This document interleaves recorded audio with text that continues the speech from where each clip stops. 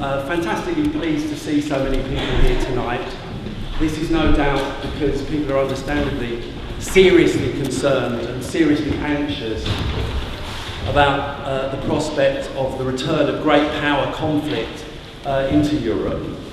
A prospect which I think has been made more likely and more immediate by the fact that was announced today, which is that British troops are now in the Ukraine, actively training Ukrainian forces. So that makes the thing very, very immediate for all of us here. We've got a fantastic platform of speakers tonight who are going to speak for around about probably altogether 45 minutes or an hour, and then there'll be some time for contributions, for questions, and then they'll be able to come back at the end. So without further ado, I'll introduce the first speaker, who's Jonathan Steele, who's, I guess many of you will know, former correspondent with The Guardian, a prolific writer on international relations, and also someone who's spoken out on Stop the War platforms on a whole number of issues many times before. So would you give him a warm welcome, Jonathan Steele?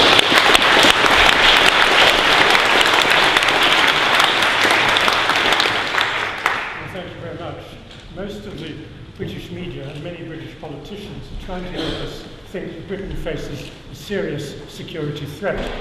The threat that they see is embodied by the militant Islamist group known as Islamic State, which allegedly manifests itself in the dangers that IS supporters, in particular British Muslims who've been to Syria, may come back to the UK and detonate themselves or detonate bombs on our streets. But actually Britain faces a much bigger threat than anything related to IS. And it's not so much mentioned in the media, unfortunately. It comes from a very different direction.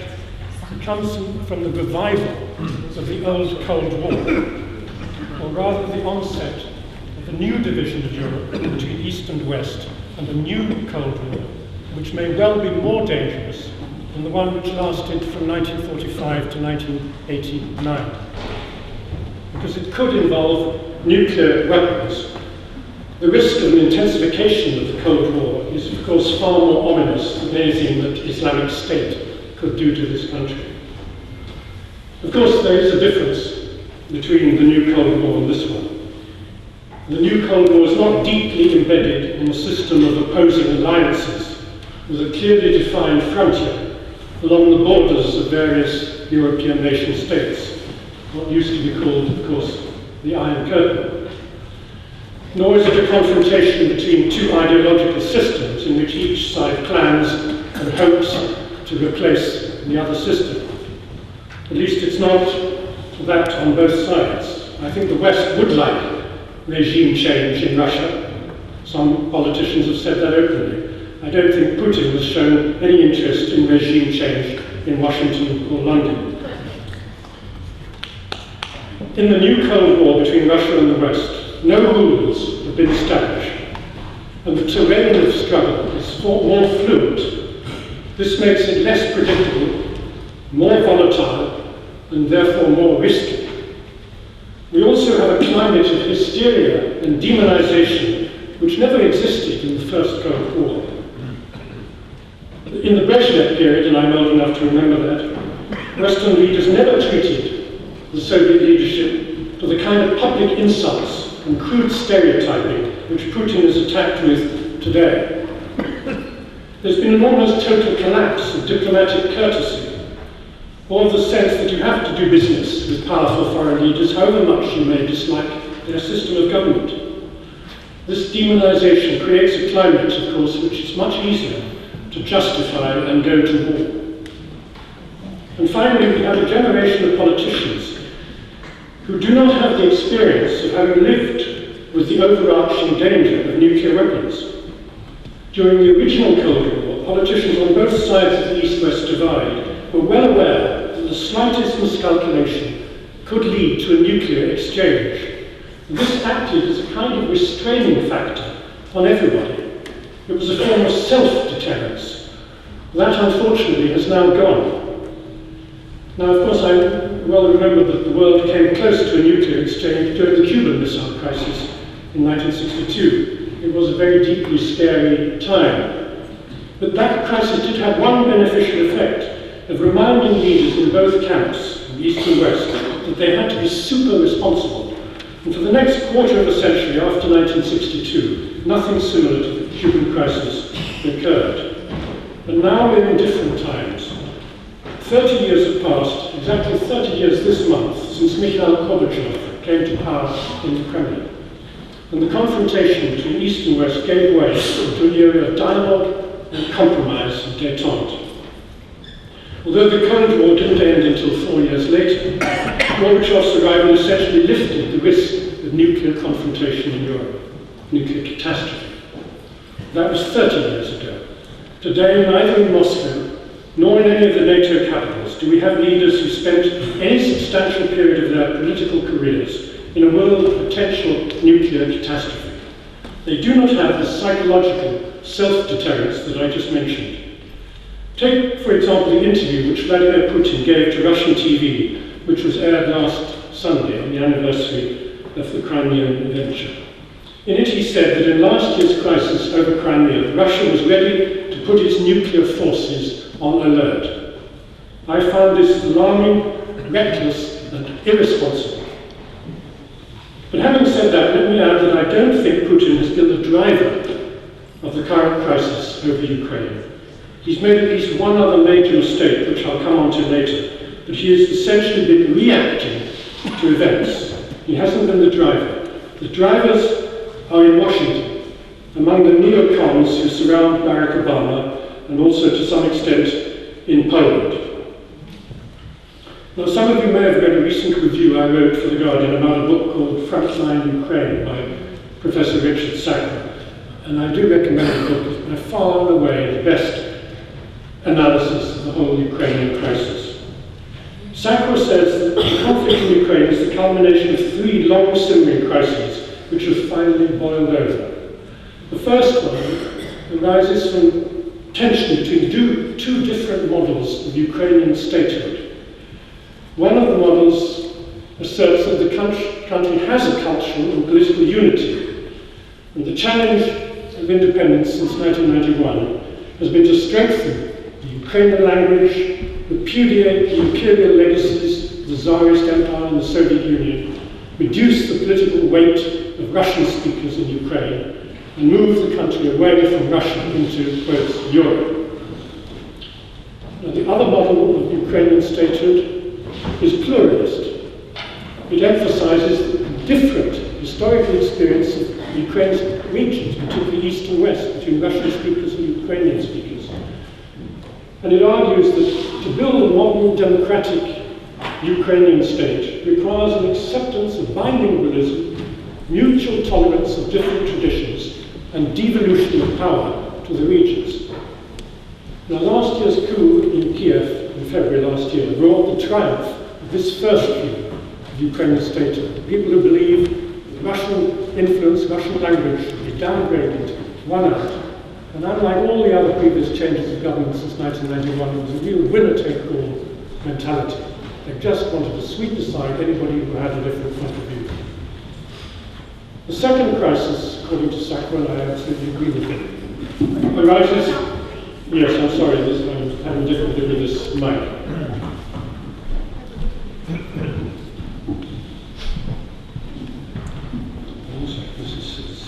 This is kind of sinking down. I feel like Alice in Wonderland. I better drink a bottle or something.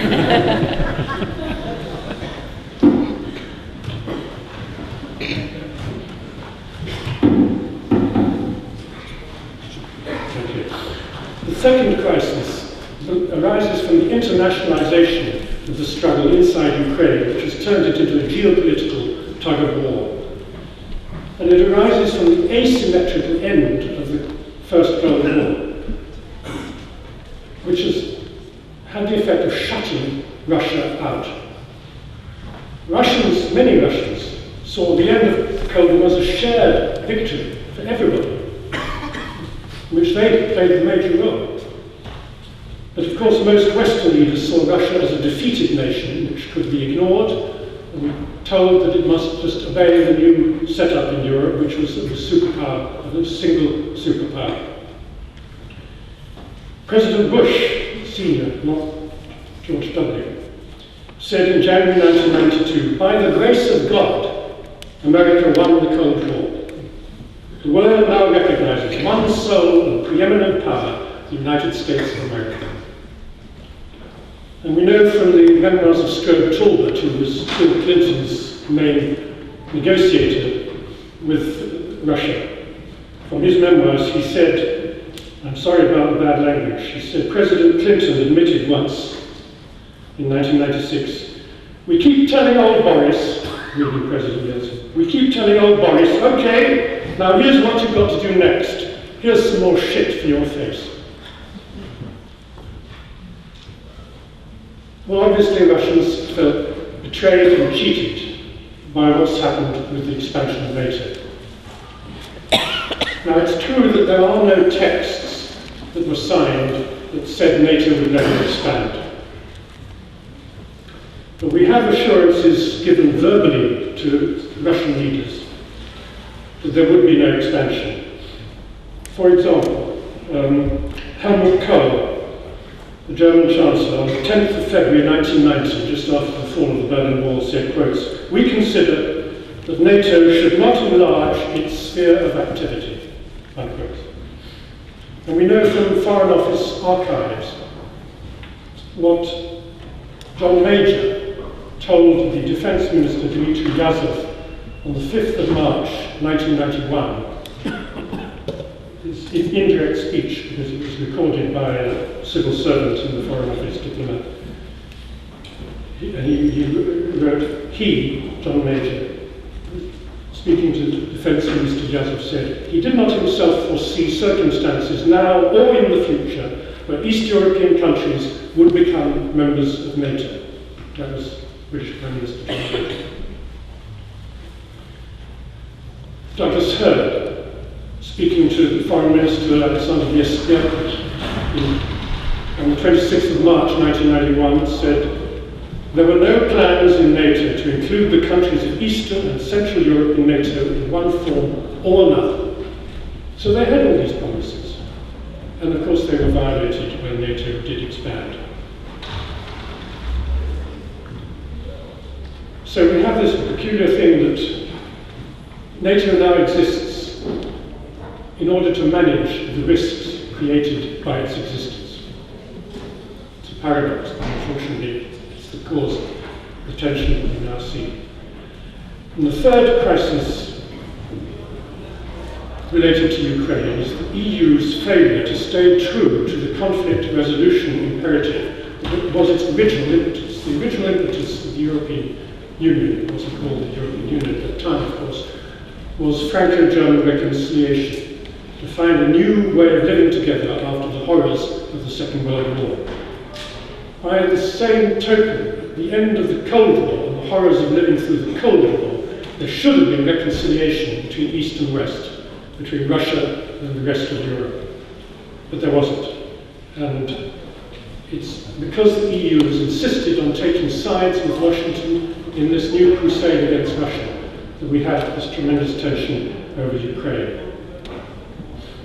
Now, the time's running out. Let me quickly come on now to the Minsk agreement of February this year, last month. And then I'm going to end with some things that I think the Stop the War Coalition should press for. The Minsk agreement, as you know, was signed by what's called the Normandy Group: Russia, Ukraine, France, and Germany.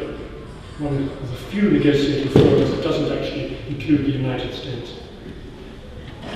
Maybe one reason why it's been successful. It was actually an agreement in which Ukraine conceded far more than the rebels in Donetsk and Lugansk. It was not exactly a capitulation, although some people have said it was, but it was very much a concession. They realized they could not win militarily in spite of what they call the anti-terrorist operation, ATO. They couldn't win, and they had to make a deal, political deal. The territory which is now acknowledged to be in the sphere of Donetsk and Lugansk People's Republics is bigger than the one that was offered under the first Minsk agreement of September last year. And that's a big concession by Kiev. they now have to have dialogue, according to the agreement, with the rebels, who they previously called terrorists. There's a requirement that the Ukrainian parliament pass a law on self-government and a special regime with devolved power to the areas, and that's now got to be debated by the Ukrainian parliament. It is a kind of federalization, and nobody in the West wants to call it that because that's the term that Russia talked about. And there has to be constitutional reform to establish these special areas and to accept them inside Ukraine and to work out the relationship that they will have with the federal central government. Kiev is also resuming pension and social welfare payments, which they cut off from people of eastern Ukraine. There has to be amnesty for everybody. Nobody can be put on trial for war crimes or any other kind of violations of human rights on either side. And the final big concession was that Kiev will resume control of its border between Ukraine and Russia only after the local elections. It's not the first thing that has to be done. They have to make these changes to recognize Donetsk and Luhansk before there is control of the border. Now, the only gain they have, I think, is the one clause which talks about the withdrawal of all foreign armed formations. A good bit of diplomatic ambiguity doesn't spell out who are the foreigners. Now, we've just heard that Britain is sending troops to Ukraine. That is a violation of the Minsk Agreement. It's also a violation for Russian troops to be in the Ukraine, at least until the time for their withdrawal comes up. And I think this is the other big mistake, in my opinion, that Putin has made. I think it's a great mistake for him to deny the presence of Russian troops in there. Whether they go as volunteers or under orders from their commanders, there are Russian troops in Ukraine. We know from the body bags and the coffins that have been taken back and been witnessed by the OSCE monitors going back to Russia, and the fact that families of the dead soldiers have been put under pressure to conceal it and not make an issue of it. It shows that the Russian authorities know it is official policy to have Russian troops there, but they don't want to dig it out. I don't think this lying helps. It creates an even worse image of Putin than there is already. Alienates people like Nato, who is potentially an ally, because she's one of the few people who are standing up against harsher sanctions, because she just feels, I'm being lied to by this man when he tells me there are no Russian troops in Ukraine. I think they've made the analysis, Moscow, they've made the analogy with Kosovo, when the West went in, sent troops into Kosovo and changed the frontiers of the state Serbia in Europe. They're doing the same in Ukraine. Why not be honest and say there was a humanitarian crisis, we have sent in troops to defend people who are coming under vicious attack by their own government, in the same way that Western troops went into Kosovo because the Albanian minority is coming under vicious attack from the Serbian government. So I think that is a mistake, but now that that lie has been put on the table, it's hard perhaps for Putin to admit that it was a lie, although he has, in a weak sort of way, a weakly stated way, admitted that there were troops in Crimea, and initially said that there weren't any taking part in some of the actions against the Ukrainian forces in Crimea in March last year. Well, I must come to the end. What should the Stop the War Coalition or anybody else who's interested in ending the danger of this new Cold War do? Number one, press the UK government to support fully the Minsk Agreement and therefore reverse the decision to send British troops. Interestingly, actually, this is one occasion where British foreign policy is ahead, advanced, of the US. The US is delaying sending the troops that they promised to send to Ukraine precisely because they say it could undermine the atmosphere of the Minsk Agreement and provoke Russia. Cameron, I'm afraid, has been more hawkish and more like Obama on this issue.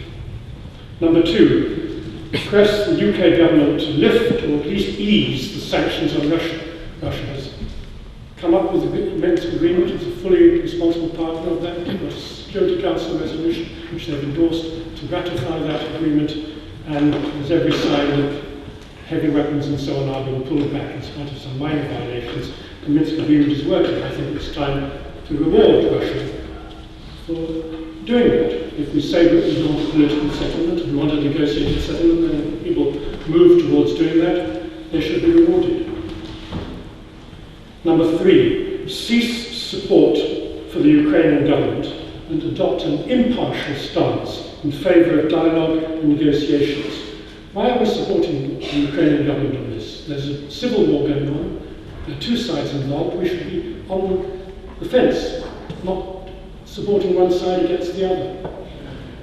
Because if we just give this 100% blind support to Poroshenko in Kiev, then he has very little incentive to make concessions and to honour the Minsk agreement, which he himself has also signed. So if we want Russia to observe the Minsk agreement, why are we not pushing Poroshenko with equal determination and vigour?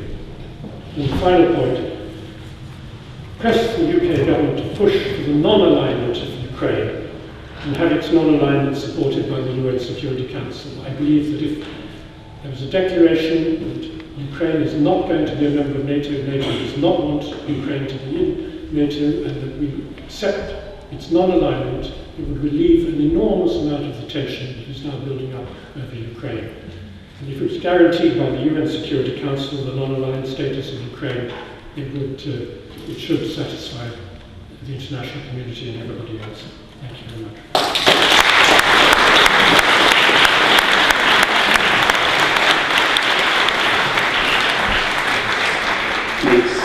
Thanks very much, Jonathan, for that fantastic overview to introduce the meeting tonight. Our next speaker is Kate Hudson, who is General Secretary of the Campaign for Nuclear Disarmament. She's a high-profile campaigner for peace in this country, and she's also someone who's worked very closely with the Stop the War on a whole series of campaigns over the last few years. So, Kate Hudson.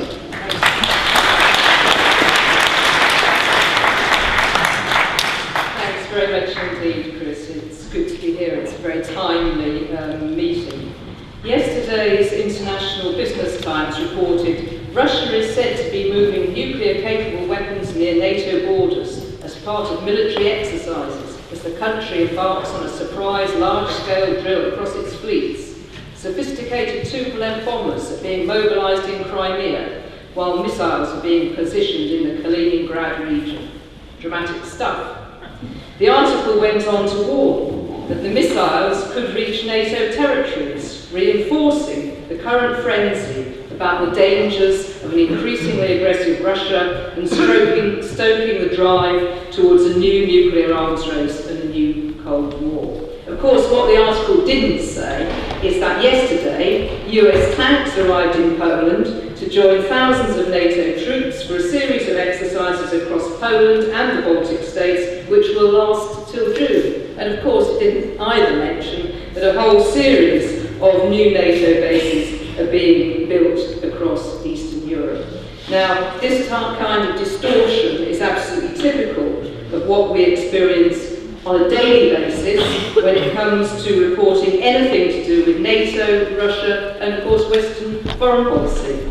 And this isn't just a recent development as a result of events in Ukraine. It's a systematic doublespeak that has been with us for decades, and we all recognise it.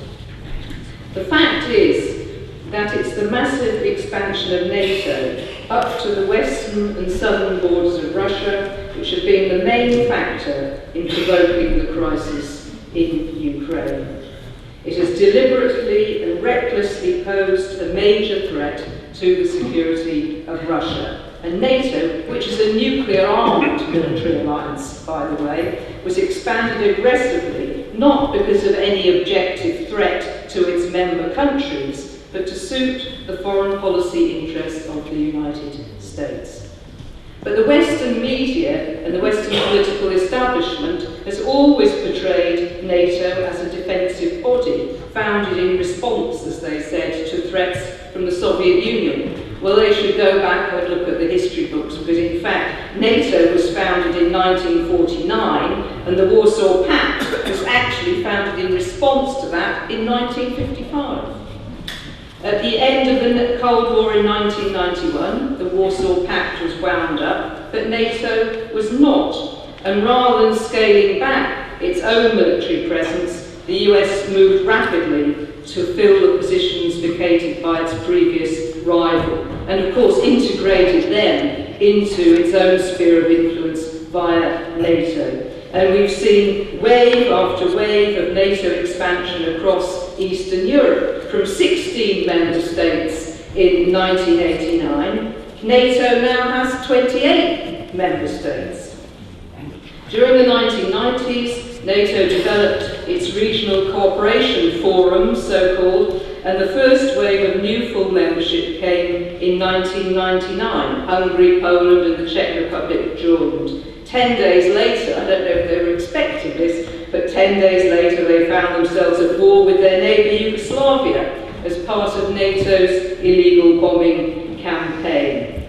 The second wave, this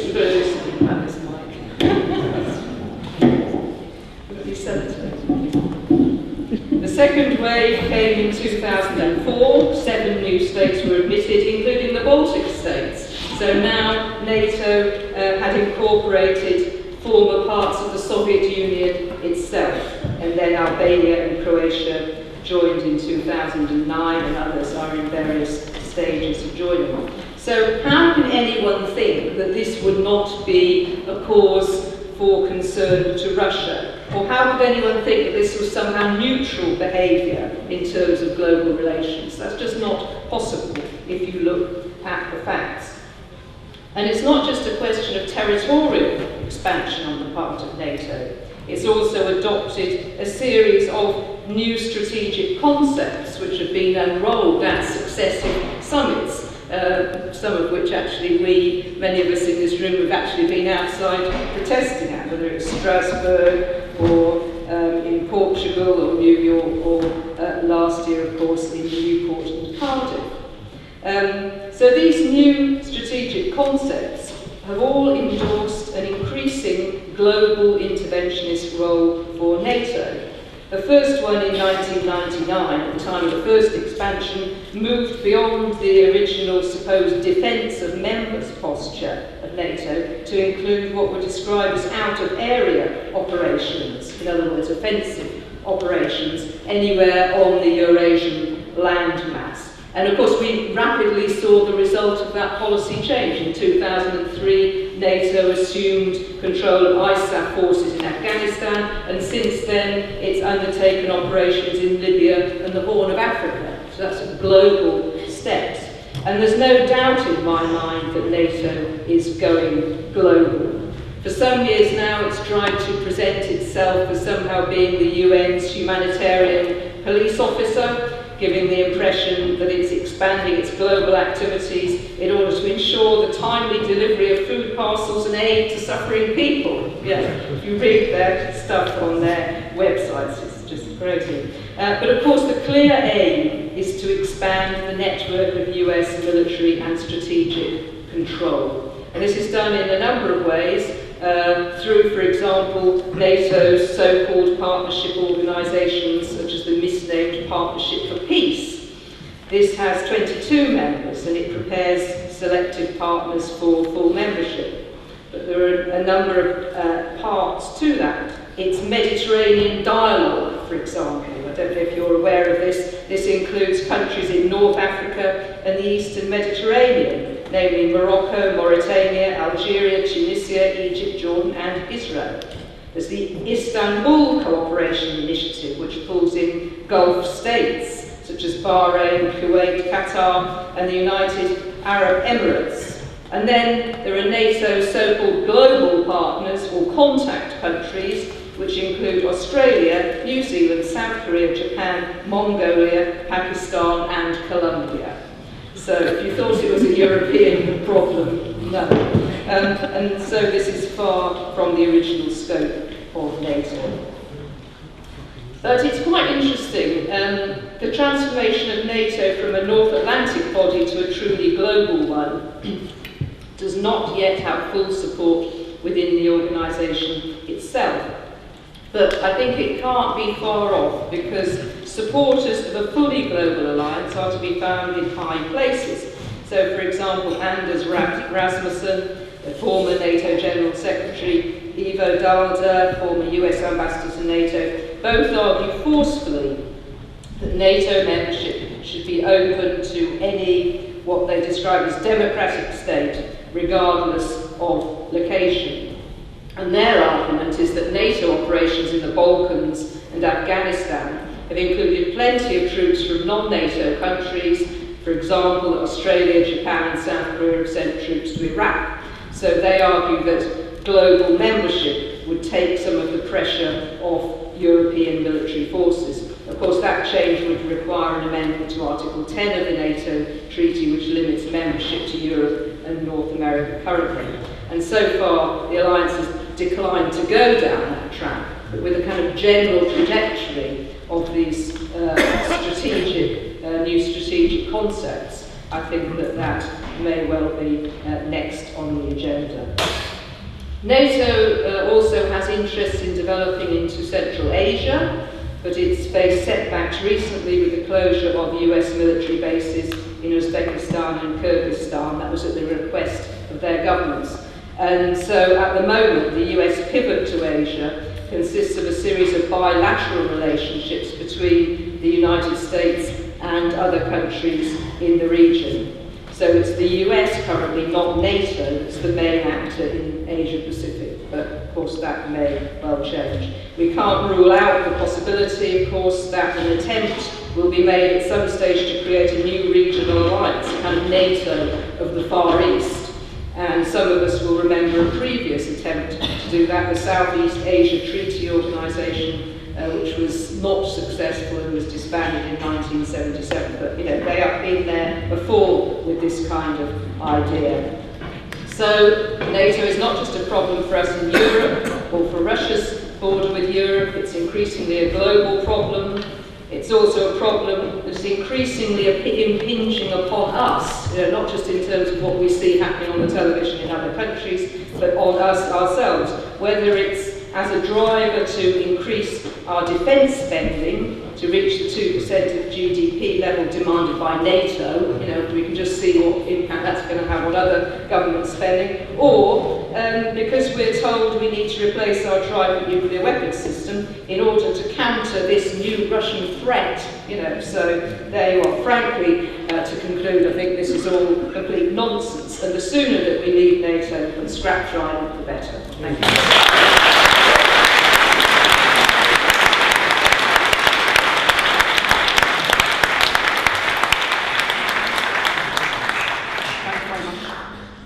Thanks very much, Kate. An excellent contribution to the discussion. I'm very pleased that Maz Salim has just joined the platform. Maz is an anti-racist campaigner. She's the daughter of Mohammed Salim, who was murdered by racists in Birmingham. And we thought it was appropriate, it's appropriate in general, but it's particularly appropriate this week, that Maz would say a few words, because on Saturday, as many of you will know, there's a very important national demonstration against racism. And one aspect of the current situation is an alarming growth of Islamophobic racism in this country. And Stop the War is supporting the demonstration and has been since its inception very, very committed to campaigning against racism as it develops in the society. So we're very pleased to welcome Maz Salim. Maz, that's you.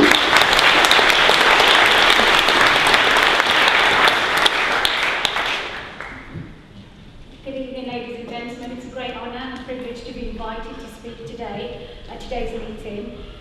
My name is Maz Salim. I'm an anti-racism campaigner and also the daughter of Mohammed Salim. I'm here today to basically talk about Saturday's national demo against racism and fascism organised by Stand Up to Racism. I'll also discuss why Islamophobia needs to be tackled, my story around the tragic murder of my father, Mohammed Salim. As we approach what is set to be the most racist general election campaign in British history, Stand Up to Racism is calling this national demonstration to demand an end to racist scapegoating of immigrants, and this demonstration takes place on UN Anti-Racism Day, that's this Saturday, the 21st of March. So after the Paris shootings, no to Islamophobic backlash across Europe. From Ferguson to London, Black Lives Matter. So we say no to scapegoating immigrants, no to Islamophobia, and no to anti-Semitism. And yes to diversity, and migrants are welcome here. In Britain, David Cameron has often been leading the charge against migrants and Muslims, whilst Nigel Farage's UKIP has been whipping up bigotry. In Germany, the racist and fascist Pegida movement has organised large racist and Islamophobic street demonstrations supported by far-right and fascist political parties.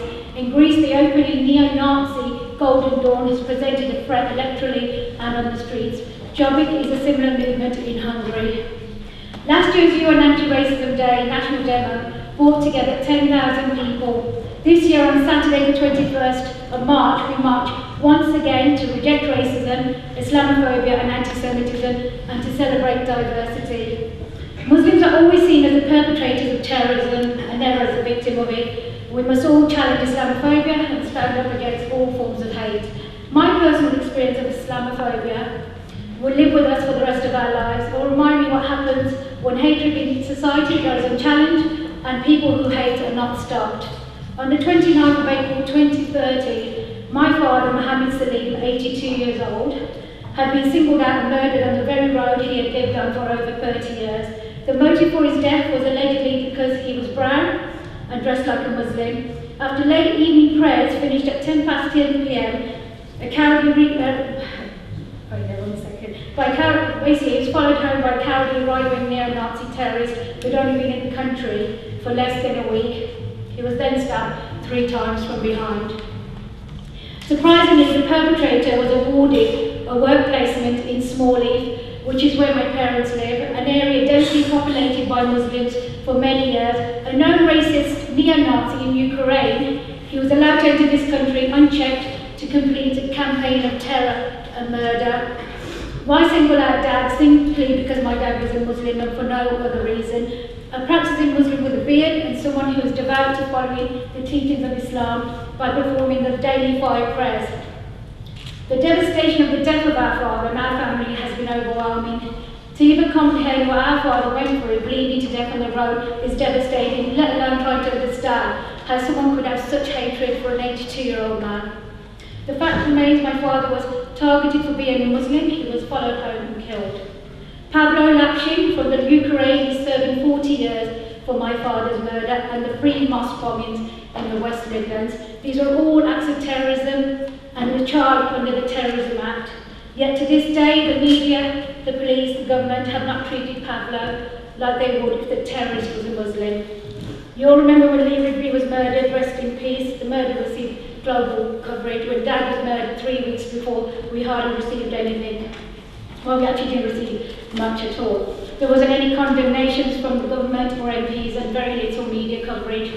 So you ask yourself, if a single individual was going around and placing bombs outside churches, what would be the reaction in this country? Is the Muslim community any different? Do we not deserve the same protection and rights? Why? Because the label of terrorism is more widely associated with Muslims and Islam. I'm here to address the present issue of Islamophobia and its increase over the last few years, much of which has been perpetrated by sensationalised media headlines and a general bias against Muslims in news reports and treatment within the legal system. My father was attacked because he was a Muslim, not because he was Asian, but because of his faith. Islamophobia is rife and Islamophobic attacks continue to rise, fueled by sensationalised headlines run by the media and also by the government stance on treating all Muslims as terrorists. Islamophobia has to stop and no person should be victimised or stereotyped because of their faith. Muslims should be embraced and respected like every other person in our inclusive society. We are the same and no different. I applaud the work the Stop the War Coalition are doing to address Islamophobia within this country and the impact they are making across the country. Stop the War has also been at the forefront of pointing out that Islamophobia has dire international consequences. It is being used to legitimise endless, brutal foreign wars which only fuel further hostility, cruelty and hatred between people. It's time the mainstream society, media and government places more importance on this growing problem, even more so after the Charlie Hebdo attack, where racists are attempting to make gains and divide our communities. I hope you'll join me on this Saturday's national demo against racism and fascism, midday outside BBC Portland Place. We must challenge all forms of hate, so no to anti-Semitism, no to Islamophobia and all forms of bigotry and a big yes to diversity. Thank you.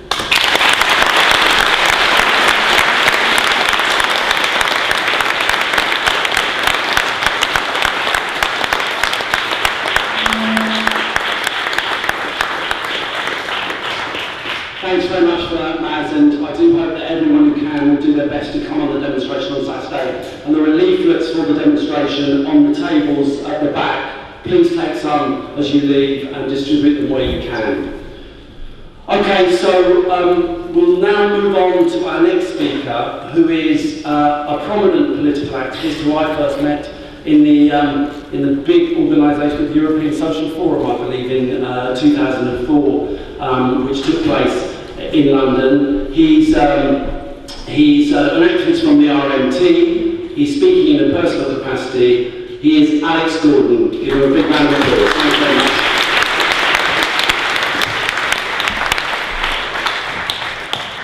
Thanks, Chris, and thanks very much to the Stop the War Coalition for the opportunity to speak tonight. I think it's a very important meeting, and okay. I should also say that I'm a member of the steering committee of an organisation called Solidarity with the Anti-Fascist Resistance in the Ukraine. And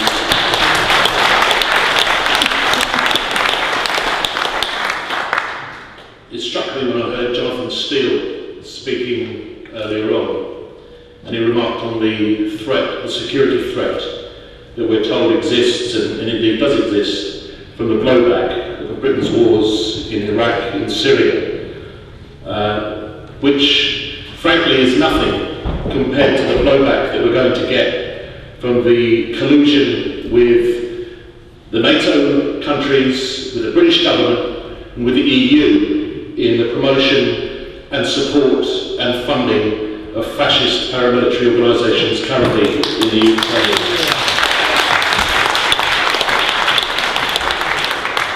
And therefore it's very, very important that public meetings like this one and public organisations like trade unions, like the Stop the War Coalition, like the TUC, should commit themselves clearly to the cause of support for those who fight for trade union rights in the Ukraine, support for those who fight against the scourge of fascism in the Ukraine, for an immediate and permanent ceasefire in the Ukraine, and above all to oppose the use of British forces in the Ukraine, which we've been informed of today in this website.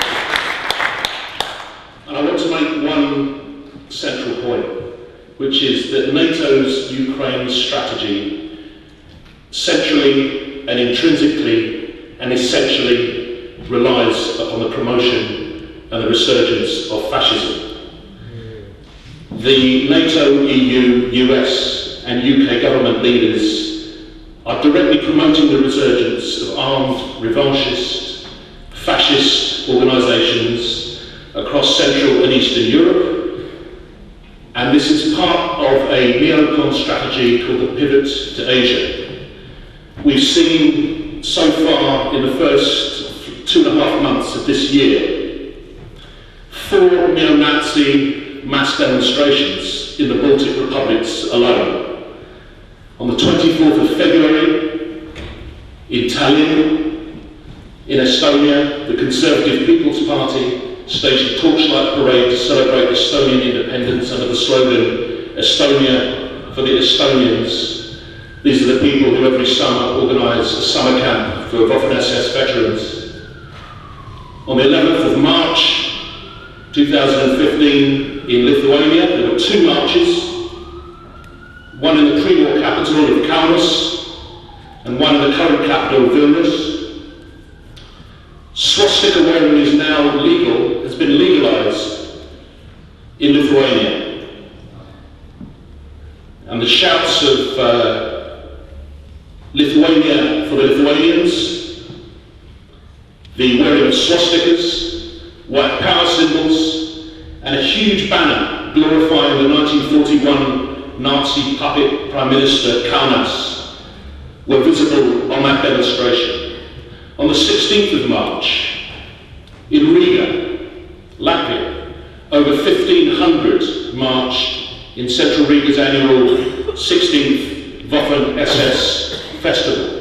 Latvia currently holds the presidency of the Council of Europe of the European Union. But the worst, by far the worst examples of the resurgence of far-right fascism are in the Ukraine. On the 2nd of May last year, the 81st anniversary of the date that Hitler's Nazi Party occupied and shut down every trade union building across Germany, a massacre of at least 48 anti-fascists took place in Odessa. A camp, an occupied camp, which had existed in the city of Odessa for several weeks in one of the central squares, was stormed by far-right alleged football hooligans, in fact members of Right Sector, Pravi Sektor, one of the paramilitary fascist organisations in Ukraine. When the demonstrators, when the anti-fascist protesters retreated for their own safety into the trade union house of Odessa, they were surrounded, petrol bombed, the building was set on fire, and those who escaped were shot in the street like dogs. That was on the 2nd of May. On the 1st of January this year, in Kiev, we saw ranks of torch-bearing neo-Nazis march in honour of Stepan Bandera, the leader of the Ukrainian insurgent army, so-called, who murdered thousands of Ukrainian Jews and Poles during World War II. Extreme far-right groups such as Right Sector and Svoboda, the so-called Freedom Party, don't even bother to hide their racism, but as allies of a pro-EU Kiev regime, they're politely ignored by Western governments and, I'm afraid to say, too often by Western journalists in the Ukraine.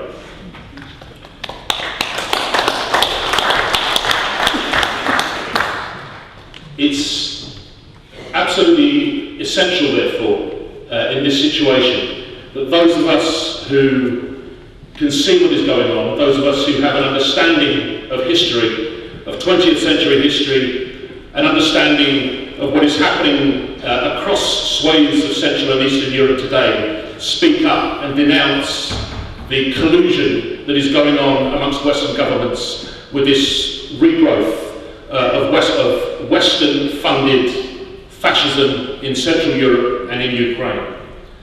And it seems to be a deliberate policy of some in the Western media to avoid mentioning the public resurgence of fascist symbols and political parties, and this is actually a direct promotion of neo-Nazi paramilitary organisations by ignoring the terror that they are inflicting on Ukrainian civil society and on the peoples, particularly of the Donetsk and Luhansk regions.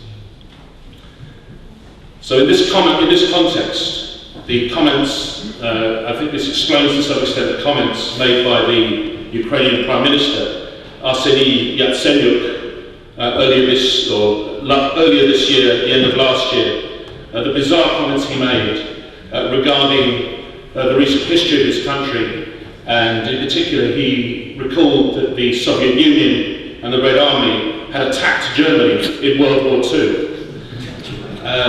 We've seen also this appalling attempt to revise history, to deny the role of the Red Army in liberating Auschwitz because it offended the political sensitivities of the Polish government, of the current Polish government. This is an appalling attempt to rewrite history, and it is incumbent upon all of us to state that what is going on is a revision of history and a revision of the history of the Second World War and the successful victory over fascism, which we celebrate the 70th anniversary of this year. So I'll finish, Chair, because I think I'm possibly nearing my conclusion, by saying that the campaign Solidarity with Anti-Fascist Resistance in Ukraine was launched at a public meeting in London in June of last year.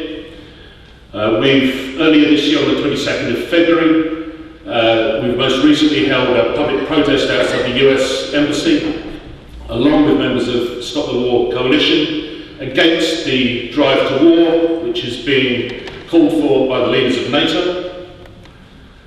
We're asking all those who support us and support the cause which we're seeking to enlighten the British public about, to come to another demonstration outside the Ukrainian embassy on the 2nd of May this year, which is the first anniversary of the Odessa massacre, where 48 anti-fascists were murdered. And that will be at 11 o'clock in the morning at the Ukrainian embassy, outside the Ukrainian embassy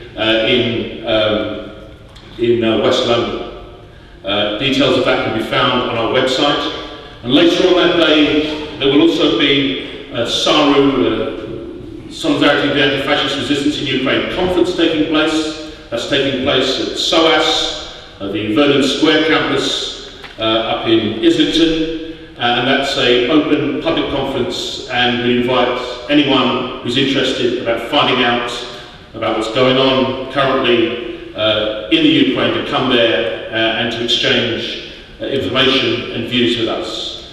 We say very proudly that we're against the UK and Western government backing of the far-right regime in the Ukraine. We're opposed to the planned NATO exercises or the actual ongoing NATO exercises in the Ukraine. We're demanding justice for the killers of the people sheltering in the Trade Union House in Odessa last year on May the 2nd. We're against the attacks on the democratic rights and repression of left-wing organisations currently going on in the Ukraine, and we support the anti-fascist resistance.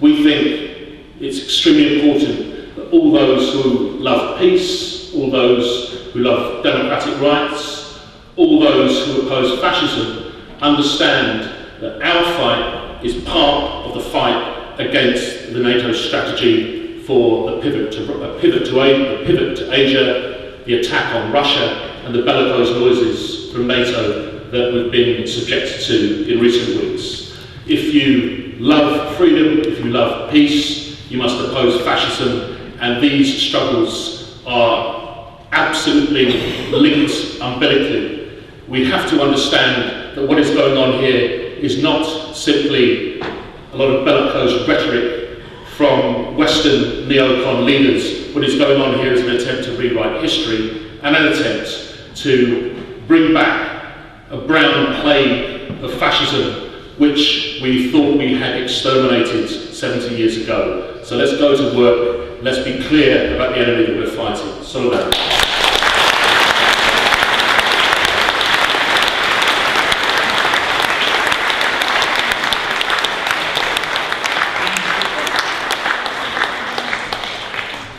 Thanks very much for that, Alex. Before I call our last speaker in the introductory session, I'm just going to ask people to dig deep in their pockets for an appeal that we're going to do now. We're going to do a collection. There are buckets going to be circulating around the hall. Please give whatever you can and as much as possible. I think it's clear already from this meeting that there are tensions emerging in the heart of Europe which are creating a very, very alarming situation. We're only 2 degrees of separation, as Richard Sackwell says in his book, from the real possibility, unbelievably, 101 years after the start of the First World War, of another serious conflict in Europe. It's also clear from this meeting, by the way, that just from the size of the meeting, that there is actually the basis for a serious campaign against this eventuality, a serious campaign against Britain's continuing push for westward expansion of NATO. And the crucial thing is that this audience, all of us, we need to organise and we need to mobilise, and that's what Stop the War Coalition is for. And that's why we need to ask you, not for money, not just to cover the cost of this meeting, but actually as part of a wider appeal that we've launched to increase that campaign capacity. So please do give as much as you can. I'd just like to announce, while we've got a minute, that one of the things that we're doing to campaign against this threat in Europe, but also to continue the campaign against further interventions in the Middle East, which unbelievably are on the cards as well, is that we're organising an international conference called Confronting the World at War that is taking place on June the 6th at the TUC, which has got already got a fantastic lineup of speakers from Britain and from other parts of the world, including Tariq Ali, Medea Benjamin, who's coming over from America, Mark Weisbrot, who's also coming over from the States, Bruce Kent, Victoria Britton, Seamus Milne, George Galloway, Jonathan Steele, Kate, many others are coming together for what is going to be a very important conference. So please get leaflets for that as well at the back when you leave, and make sure that you come along to that. Okay, thanks very much for that. So I'd now like to call our final speaker in the introduction. He is Andrew Murray, 96, so he's going to talk about that and about the current situation. Andrew Murray.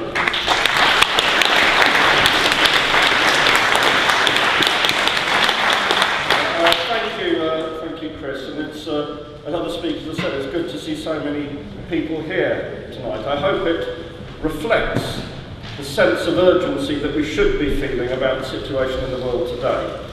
The sense of urgency we ought to have when we see Britain for the third time in a generation bombing Iraq, when we see Britain for the first time in more than 40 years opening a base east of Suez, as is planned in Bahrain and the Bahraini dictatorship, and as we see Britain deploying troops, initially trainers, well, we remember from Vietnam what training can lead to, in Ukraine in the middle of a dangerous conflict zone and in breach of international agreements just reached. Wherever we look in the world today, the storm clouds are gathering, and Chris's reference to the 100th anniversary of the First World War is very apposite indeed. So we have to have a sense of urgency about the situation. In the Ukraine, other speakers have spoken very learnedly about different aspects of the situation there. This is a confrontation that has been long building up. Now, Chris mentioned Flashpoint World War III. Don't beat yourself up if you've not read it. It didn't disturb the 3 for the price of 2 tables at the front of Waterston's, and the film rights are still available. But in this book I wrote in 1996, the Ukraine is pregnant with the possibility of conflict, divided between a Russian-oriented and heavily industrial east and a nationalistic west. Russia's conflict with Ukraine over control of the Crimea, most of whose people wish to be reattached to the Russian Federation, is a further source of friction. The US and Germany have declared for an independent Ukraine primarily as a means of weakening their Russian rival. And later, of all the new nation states, the Ukraine holds the greatest capacity for dramatic fragmentation and is the object of the greatest interest by outside powers. Russia cannot accept Ukrainian independence or its incorporation into a German bloc without accepting its own relegation to the second rank of powers, and so on. So not only was this foreseeable, it was in fact foreseen. But the question must be asked, if I could write this in 1996, why are the pundits in the West so surprised today that conflict in the Ukraine has come to pass? And the answer actually is they're not. They have actually followed a policy in full knowledge of this situation, always likely to, and almost in some respects designed to, lead to the present catastrophic past. Now, everyone now knows that there are divisions in the Ukraine related not just to language and ethnicity, but to history, very divergent histories in a country that was actually part of several different empires and different nation states until well within living memory. But those divisions are not, in my view, and I think I agree with Jonathan here, unmanageable. They're not so primordial that they couldn't be resolved democratically. The crisis that has brought this to a crisis is, I believe, primarily due to the relentless expansion of the EU and NATO and the powers that stand behind the EU and NATO. Now, you don't need to speculate, you can read the book. In 1992, just before the first George Bush left office, in what was the foundational document of neocon thinking, Pentagon strategy document just before Bush handed over to Clinton. It's going to get complicated dealing with all these Bush-Clinton things, as the next election is probably going to be Bush-Clinton again. And the 1992 one, the Pentagon document said a primary aim, amongst others, of US policy must be to prevent any reintegration of the post-Soviet space, any attempt to create their arrival that could challenge American interests. And that policy has been purposefully followed since. The Ukrainian, under a variety of despotic or anyway unsavoury governments, has been the third largest recipient of American so-called aid after Israel and Egypt. There's been consistent interference. I think the colour revolutions, of which the Ukrainian one was a precursor, with all their complexities and definitely domestic roots and aspects, are also symptoms of that campaign of interference. We have a European Union that is far more clearly now than perhaps 5 or 10 years ago an instrument of austerity, of big business interests, of an enemy of democracy that has removed elected governments elsewhere in Europe, now seeking to expand its reach eastwards. And of course we have NATO itself. NATO, more clearly than ever, a vehicle of US world power, trying to extend the hegemony of USA and its business interests across as much of the globe as can be managed as Kate has said. An organisation set up to defend against the so-called Soviet threat, a threat which bears the same relationship as the dog that did not bark in the night did in the Sherlock Holmes story, but at least its members were at least washed by the waves of the North Atlantic. Since then it has occupied Afghanistan, it has bombed Bosnia, it has taken into membership countries nowhere near the North Atlantic, and people say NATO needs clarity of purpose and a strategy. NATO needs a map, first of all, because there's nothing more to do with the North Atlantic, but this fact brings out more clearly its essence, again, as Kate has outlined, as an extension of US military power. And that is what has happened in the Ukraine. Primarily, I believe, to block the possible emergence of a rival power in Russia. It has intervened systematically. It participated, again, without ignoring the domestic elements and factors, in the overthrow of an elected government. Now, maybe Yanukovych is no one's idea of a great leader or a great ruler, but nevertheless he was elected to overthrow a government in a country bitterly divided. You can just see the electoral map to realise that, and has then provoked a country into civil war. Mainly, as I say, to block a rival. Now, there can be an argument, well, what about Russia? I don't stand here, I don't wish to be misunderstood as an apologist for Putin in either his foreign policy or his domestic policies.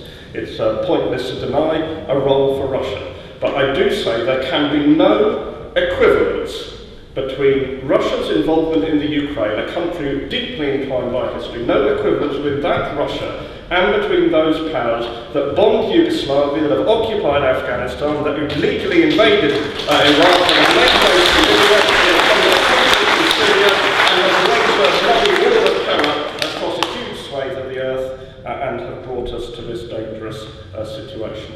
The price has been mainly paid in the Donbas region. Thousands of people have died in that war. You can see the pathetic footage of elderly women who have certainly known much better times in their country, cowering in basements while they are being shelled by their own government. And no one is drawing attention to the fact that we have in Kiev a government, Alex has outlined its links to fascism and the far right, but a government that is willing to shell its own civilians without any restraint or hindrance. And it's not as if the problems in the Donbass are insoluble. I think it's a solution that is advocated in other cases, which is self-determination. If the people in the Donbass decide that they would rather be part of Russia, I don't know if they do, or they'd rather be independent, or in any event, or they'd rather have autonomy, then that is a right that they have every right to assert and is perfectly deliverable, and everyone is just trying to avoid it the interests of trying to box in, defeat Russia, and establish the power of a compliant government in Kiev, which, as the whole world knows now, was virtually chosen by US diplomats at the time of the Maidan movement. So there is a solution to the problems if one wishes to find it.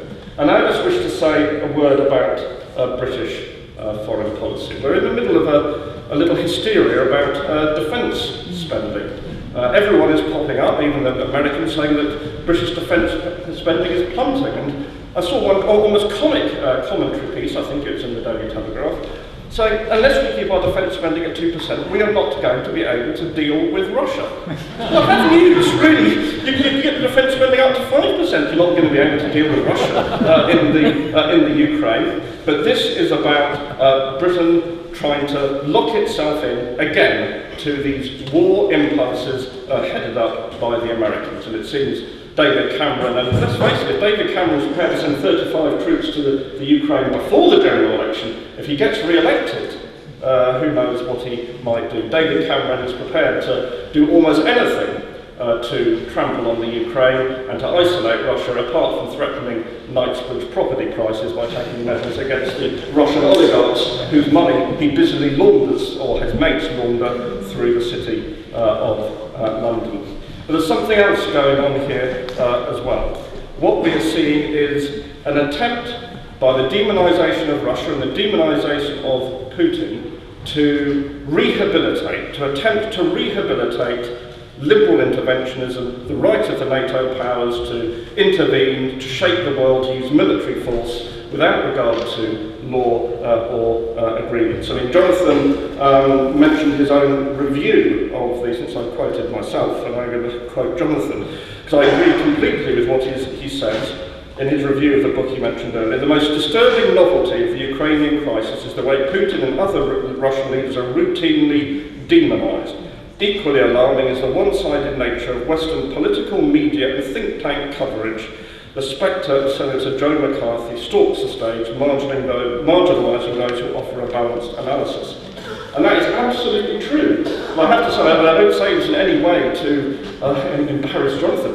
For me, one of the worst has been the comment pages of The Guardian over the last few months, monolithically promoting an aggressive, in fact they seem to have hired a columnist, Natalie Nugared, who does nothing else but attack Putin and the West. And this drumbeat of war has to be resisted. It is in a way almost more monolithic than it was, well, it certainly is more monolithic in the media than it was in the approach to the Iraq war itself. We're getting advice from everywhere, including that well-known commentator on international politics, His Royal Highness Prince Charles, who said that Putin is the new Hitler. Well, I don't. Obviously, the royal family have experience of running up against fascists, but another example of overcompensation by the British Army, who cuddled up to the real Hitler when he was there, and since then have dubbed everyone else from Nasser onwards as the next Hitler to try and work up a war psychosis. And that's a war psychosis we have to stand against. We are now going into a general election campaign where we need to put these issues centrally. I don't know if the particular situation in the Ukraine is going to lead to a more general war. One must hope not. There are possibilities of a ceasefire, there's possibilities of a democratic solution. I don't want to be over-alarmist. But we can say this: if this policy of NATO continues unabated, then if there is not war in the Ukraine now, there will be war somewhere before long, absolutely certainly. This whole provocative process of expansion, of confrontation, will lead us into another war, and we have to put that issue and the demands, which I completely agree with, that Jonathan was about, at the centre of the election campaign. It may be difficult when there is obviously concerns about austerity, the economy, unemployment, all the other miseries. But let's remember that the same politicians who collude in tax avoidance, who cut the welfare bill, who are running down the welfare state, who are privatising the NHS, are also the same politicians that will drag us into another deadly, disastrous war to satisfy the same interests who they cuddle up to in domestic policy, unless we oppose it. And that has been the role of the Stop the War war coalition, not only to fight against these particular wars, but to expose the warmongers in our midst and to mobilise the great majority of the British people against war and imperialism. Thank you.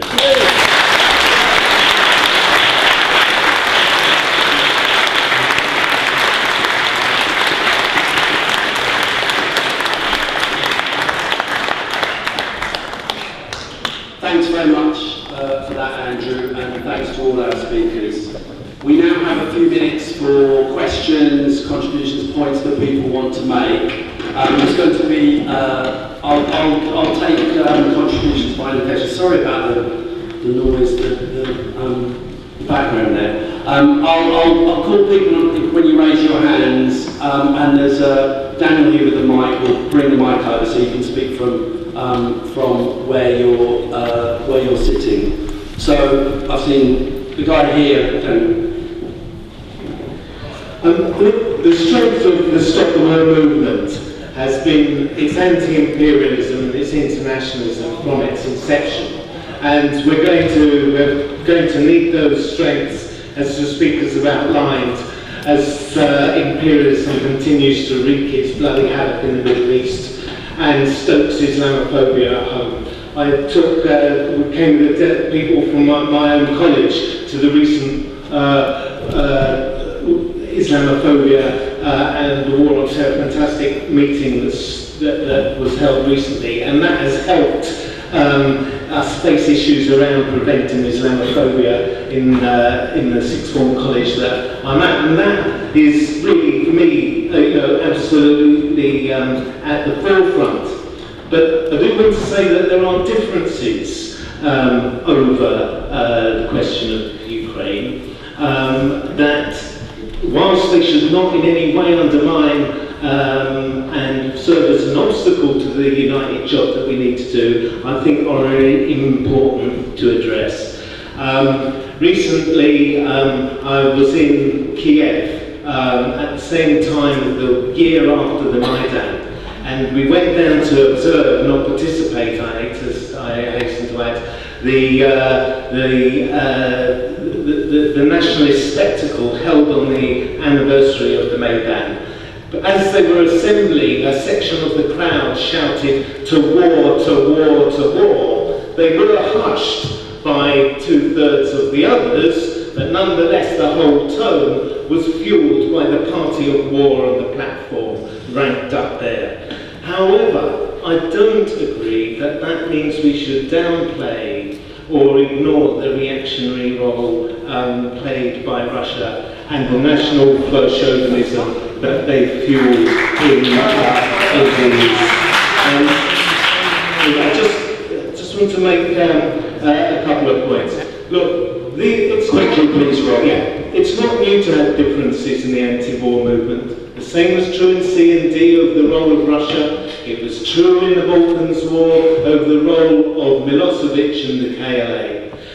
Obviously, we are united over the uncompromising position against NATO, against EU expansion, and so forth. But the internationalist question is important because we also, the hope for Ukraine is the unity between Ukrainians in the East and Ukrainians in the West. And I'm sorry, Alex, that cannot be done by fueling chauvinism on either side. It means opposition to both camps and unity against the oligarch scum in Ukraine. Thank you very much. I'm going to restrict people to 2 minutes, maybe a little bit more, but not much more. So please keep your comments as brief as possible. We've got the guy here with the glasses there. No. Here. Thanks. I think it is an incredibly scary situation with the kind of storm clouds gathering that people have mentioned, and the kind of sort of rejuvenation of kind of Cold War rhetoric is incredibly scary, and I think that's why it is so important that we focus so heavily on opposing the actions of our own government, much as people in Russia oppose the actions of Putin. Think of someone like Boris Kavalitsky, who's someone very outspoken critic of Putin, socialist in Russia, who spoke for Stop the War platforms and so on. But he's somebody who says, depending on what country you're in, depends who you vote, who you see as the main enemy, because that's the only way actually to stop the kind of vicious cycle that you get with this kind of rhetoric cycles that happen on both sides. But I also have to say quite clearly, quite objectively, whatever you think of Putin, however much you might disagree with the use of troops and all the rest of it, there clearly is some support for Russia in the east of Ukraine. That is just a fact on the ground that has to be taken into account. It may be wrong and self-interested of what Russia's doing, but it has to be said that there's absolutely no, even tenuous justification for the actions of the West. And really it is the West that has all the nuclear bombs. It is the West that is capable of actually taking some of a whole other level of this completely aggressive expansion. And the reality is they did force Putin into an offensive. There is a certain point when you push and you push and you push. The person you're pushing pushes back. Whatever you think of that, it's not a moral question, it's a political question. And it's an incredibly dangerous question. And that we have to stop. The side that has most of the weapons is the side we have to fight the most extremely and say, you actually have to stop the war and you have to oppose the actions of our government as a and first priority, really. We've got the guy there in the 6 rows back in the glasses as well. Sorry, 2 rows of glasses.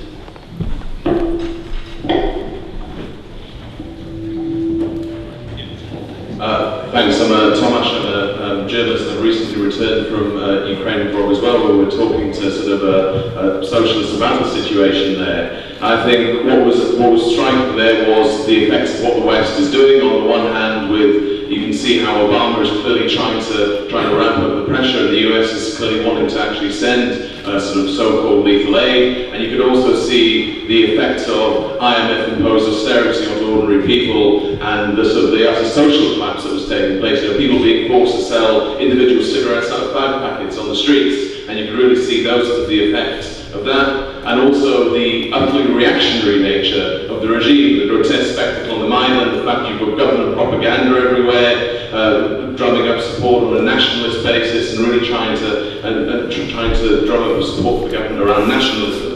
I think it's absolutely right that in the anti-war movement we have to oppose the drive to war by our own government and by the West. However, I think to talk about an anti-fascist resistance in eastern Ukraine or to portray Russia as simply being a passive actor that's reacting to events is also false. What you have, the Crimea, which various people have talked about, has always been the touchstone for greater Russian nationalism. And Russia does have its own imperialist interests. While the US is clearly the strongest military power, there are other rising powers that can confront it on its periphery. And Russia has always tried to assert itself in its near abroad in that way. And calls for annexation of the Crimea going back to the 80s have always been a way of trying to drum up support for greater Russian nationalism. And when you talk about the movement within the East, and you think about Alexander Borodai, Gherkin, and all of these are not somehow progressive anti-fascists.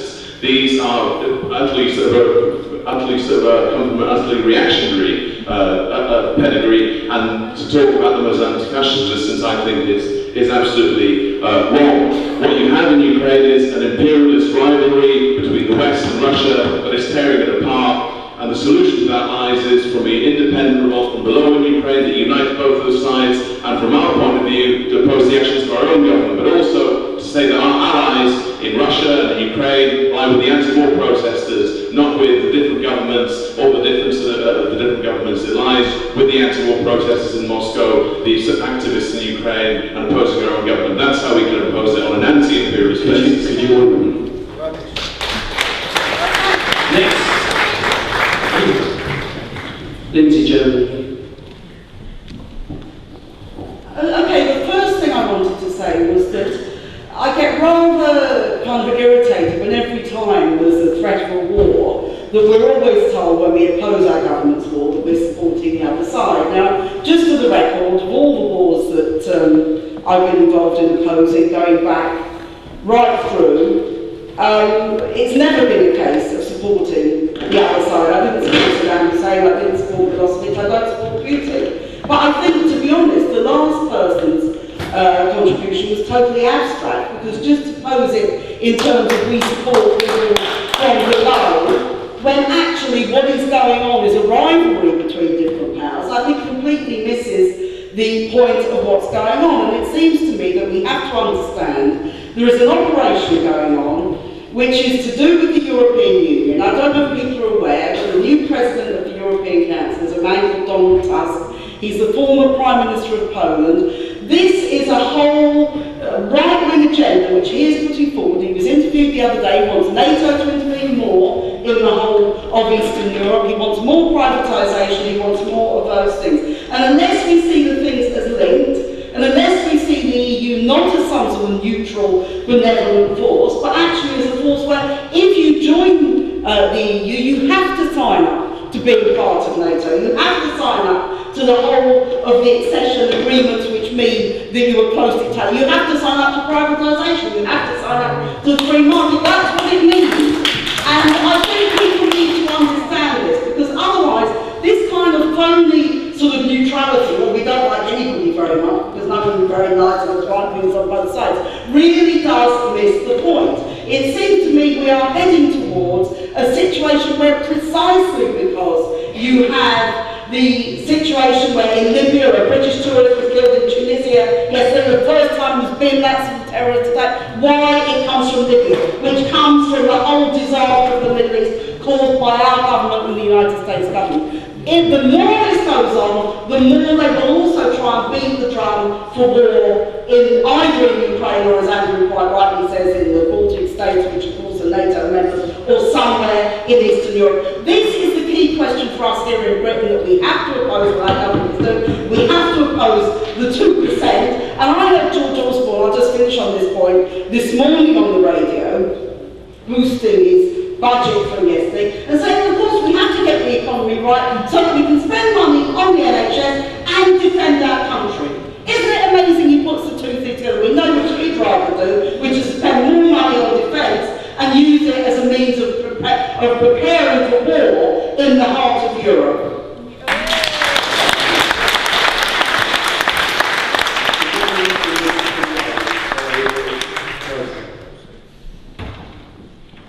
Yeah, not about NATO, but there is this parallel economic strategy in the form of the trade agreements and how that spreads out. Because this kicked off in Ukraine at the point where the president suddenly pulled back from signing up to the deep and comprehensive free trade agreement with the EU. I was in Warsaw about 3 years ago. It was a trade commission meeting where it was stated quite bluntly that it was the plan for try and get the 6 countries into this Eastern Partnerships Association Agreement through deep and comprehensive free trade agreements. So most of those are not on the cards now.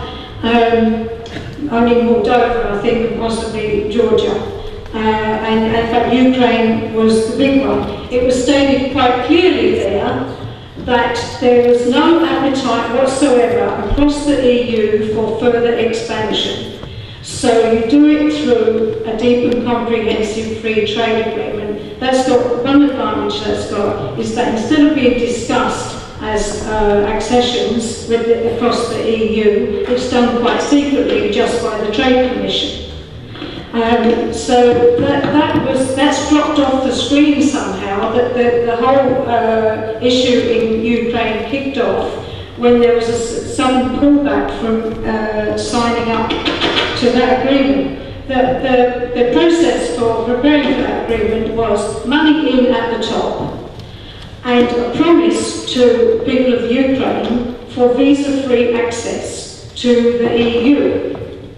Now, wages are minuscule in Ukraine compared with here. Now, I think it's an issue that the people in the EU were never asked if they wanted millions more very, very cheap workers coming into the EU. This was just a manipulation of us without being told at all. They finally got this. They got this agreement signed up in June, but without the visa-free access.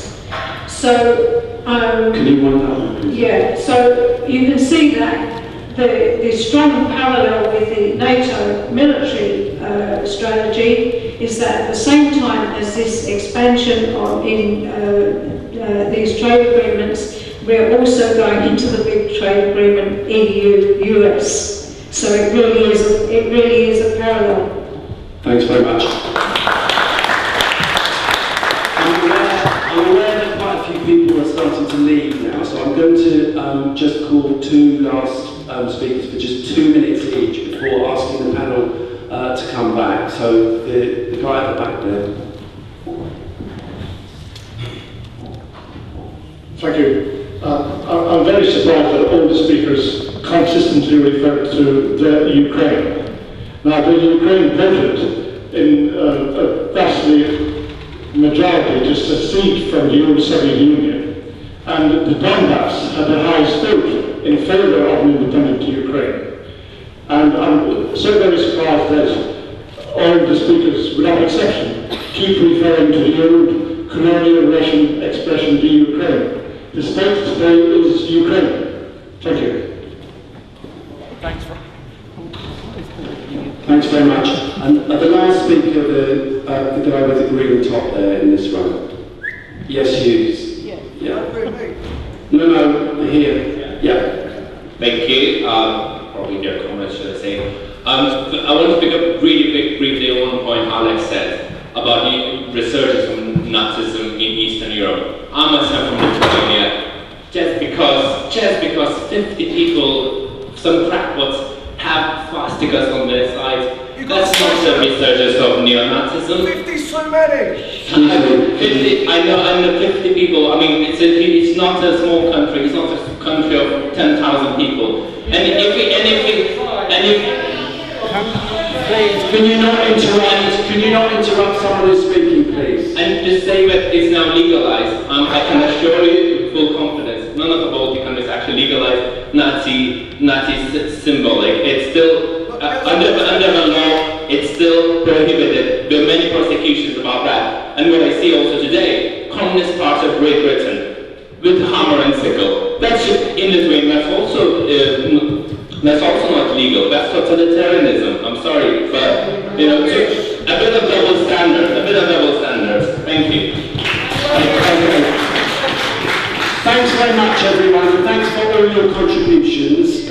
And I'm now going to ask the platform, all of whom want to come back just for 2 or 3 minutes to answer some of the points and some of the questions that were raised. We're going to do it in the same order as we introduced the meeting. So first of all, Jonathan Steele. Thank you. It's been a tremendous meeting, and I'm really impressed and pleasantly surprised that 300 people are willing to come out on Thursday evening to face this big issue, which is so neglected in the media, including the paper that I used to write for. So I absolutely agree that this is a crucial issue. I think we have to avoid two temptations. One is the parallelism temptation that both sides are equally to blame. The other temptation is the opposite extreme of saying one side's got the white hats, the other side's got the black hats, and we're on the white hat side, etc., etc.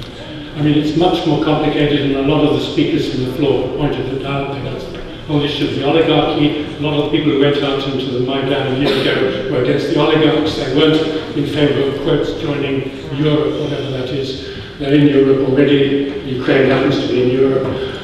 So, and the other point that somebody made over there, that people are, there are fascists in the east and Donetsk and Lugansk region. That's also true. There are people who are fighting for workers' rights and wanted to get those factories going that have been privatized in the eastern part of Ukraine and get them back to work under some kind of national ownership. So there were a whole lot of different trends, and it was important that all that was pointed out. I would just end by repeating briefly some of the points I said we should fight for here in this country. I agree with the person there who said that we're Britain, we have to fight to get our British government to behave properly, and that means not sending troops, withdraw the troops that we're going to send, support the Minsk agreement, don't give blanket check to Poroshenko in Kiev, criticize him where criticism is due, just as we criticize Putin where criticism is due, and let's push, the main thing is push the non-alignment of Ukraine. That was the a demand of most people in Ukraine. In every single opinion poll until about 2 years ago, they wanted non-alignment, they didn't want to join NATO, and there was this drive to try and get them to change their mind. Unfortunately, because of the crisis, because of some of what Putin has done, probably more people now, unfortunately, in Ukraine would like to join NATO than they did 2 years ago, so the whole thing's been counterproductive in a way from Moscow's point of view. But we should push at least for non-alignment as long as we can. Thank you. Thanks very much, Jonathan. Now it's Kate. Yeah, thanks very much.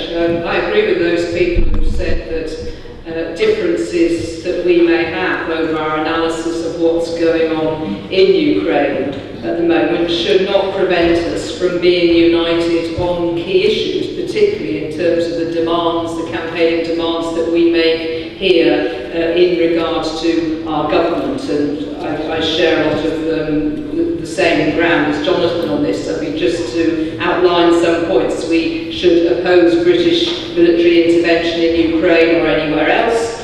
We should oppose the NATO exercises and do a lot more to raise public awareness of them and the problems that they bring, the destabilisation that they bring. We should be opposing the 2% military spending, and we should be opposing the replacement of Trident on the new and spurious grounds that we need it because of increasing tensions with Russia.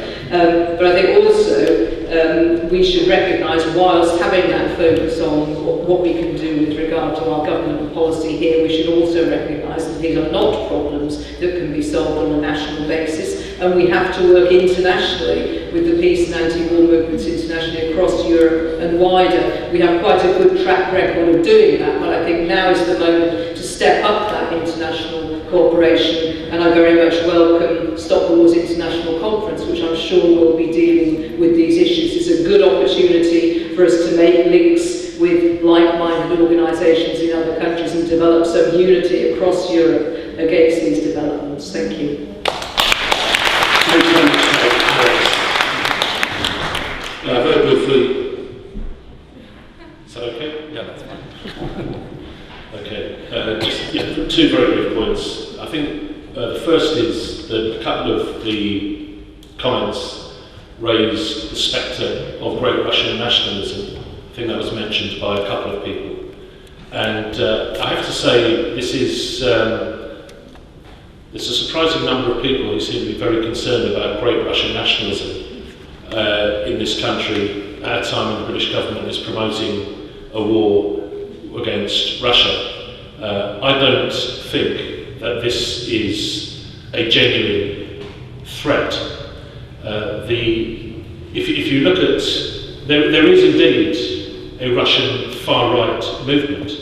There are many Russian far-right movements, from monarchists to all sorts of abstruse far-right fascist groups.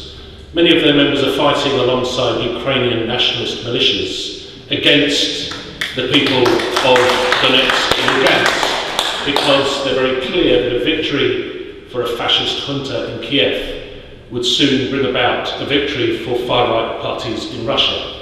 But by supporting the anti-fascist resistance in Ukraine, that is to say the people in western Ukraine who are fighting against conscription into Poroshenko's army, and the people in eastern Ukraine who are trying to defend their homes from bombardment by the armed forces of the Ukrainian army, and also by the paramilitary punishment battalions which wear swastika and Volksangel symbols on their sleeves. Those people are not great Russian nationalists. Those are people who are defending their communities, and we should be in solidarity with them and reject this spectre of great Russian nationalism, which is used to scare us away from showing solidarity with brave people defending their communities.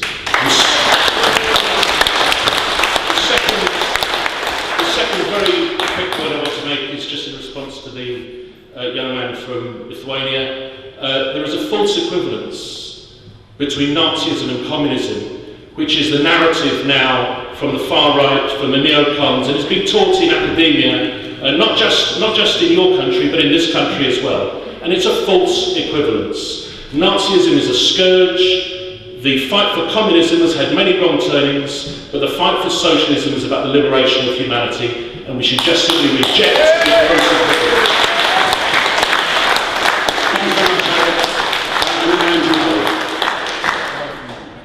Yeah, thanks. I'll just be very brief. I don't really want to say any more about the whole equivalence issue. I addressed that in my opening remarks. I agree with what Lindsay said, but I do think there's one other consideration that should be borne in mind in relation to the points that are made, which is that the people living in the Crimea, the people living in Donetsk and Luhansk, have a right to their own views. And if that view is, as I'm sure is the case in the Crimea and has always been, I'm not making the same assertion necessarily about eastern Ukraine, that they wish to rejoin Russia, on the basis of what principle do you deny it?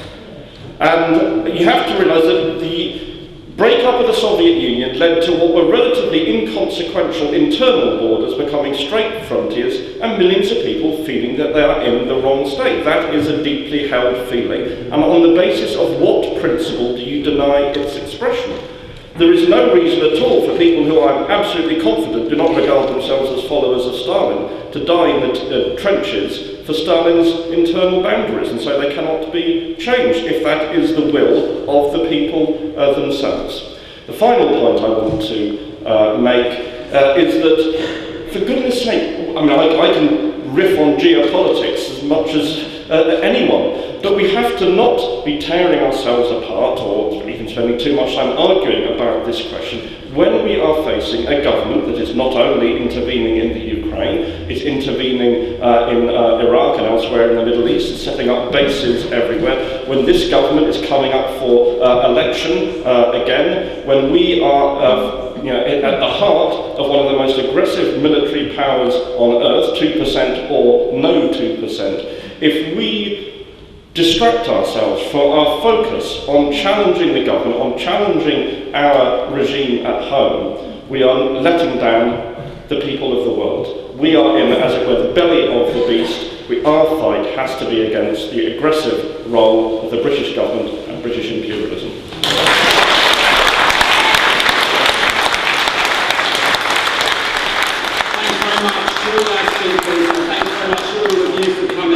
Just to echo Andrew's words, we are clearly entering a time when we need to escalate the campaign against war. So before you go, we do ask you please leave your name and details and email address. Join Stop the War if you can. Contribute to our appeal and make sure you book for the International Anti-War Conference confronting the world of war on June the 6th. Thanks very much. Is essentially